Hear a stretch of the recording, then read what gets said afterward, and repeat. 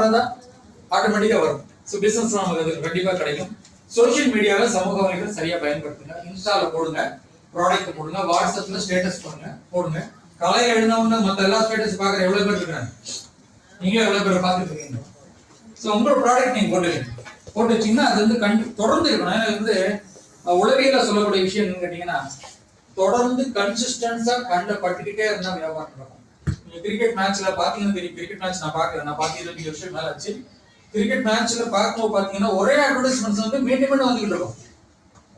அது ஒரு 1 ஹவருக்குள்ள 20 தடவை போட்டிருப்பான்.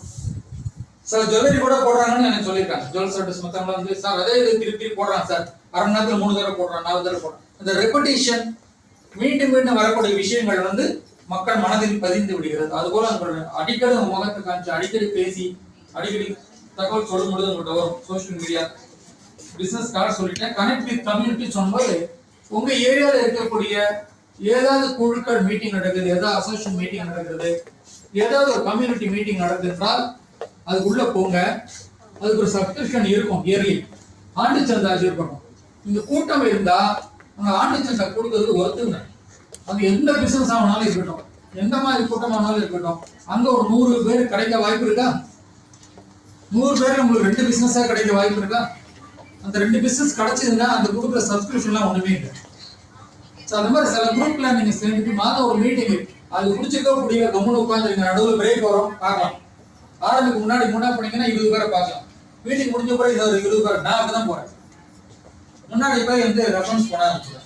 மீட்டிங் வந்து 10 மணிக்கு ஆரம்பிக்கணும், 9:45 போயிட்டு அங்கே இருந்தாலும் 60 சொல்லிட்டு கார்டை கொடுத்து பேசிட்டா திருப்பி மீட்டிங்ல கம்முன்னு உட்காந்துருக்கோம். பிரேக் விட்டாங்களா திருப்பி 10 பேர் பேசலாம், முடிச்சோன்னா 10 பேர் பேசலாம். ஸோ ஒவ்வொருத்தரும் அந்த குரூப்ல நமக்கு பிசினஸ் ஜெனரேட் ஆகும். ஸோ கனெக்ட் வித் கம்யூனிட்டின்னு சொல்லுவோம். அந்த சமூகத்தோட இணைந்து இருக்குன்னு சொல்லுவோம். உங்களுடைய காம்படிட்டர் உங்களை விட எந்த விதத்தில் சிறப்பானவர்ங்கிறத ஸ்டடி த காம்படிட்டர். எந்த விஷயத்துல அவங்க ஸ்பெஷலா இருக்கிறாங்க. நீங்க மத்த பியூட்டி பார்லர்ல வந்து சும்மா ஒரு என்கோ பண்ணிடுவாங்க. சும்மா உள்ள போங்க, உள்ள போயிட்டு இது மாதிரி ஃபங்க்ஷன் வருது எங்க ஃபேமிலியில, இது மாதிரி விசாரிச்சாங்க எவ்வளவு ஆகும் அப்படி சுத்தி பாருங்க. சார் எனக்கு டவுட், சாரி இப்போ நம்ம பியூட்டிஷியன்ஸ் மட்டும் இப்போ நம்ம இருக்கிறோம் பேசுறோம். பட் இதுல வந்து வேற என்ன பிசினஸ் பண்றாங்க இருக்கு? இல்ல 50% எனக்கு தெரியும். 50% வந்துட்டு அதர் எல்லா பிசினஸ் பண்றவங்களும் இங்க இருக்கிறாங்க வந்து. ஸோ எனக்கு என்ன ஒரு விஷயம்னா, இப்போ நமக்கு ஆஃப்டர்நூன் வரைக்கும் தான் டைம் இருக்கு. பியூட்டிஷியன்ஸை மட்டும் நம்ம பத்தி பேசாம என்ன சொல்ல வரேன்னா, நீங்க யார்கிட்ட காலையில பியூட்டிஷியன்ஸ் ரொம்ப நேரம் பேசியிருந்திருக்கீங்கன்னு நினைக்கிறேன். அவங்க குறையெல்லாம்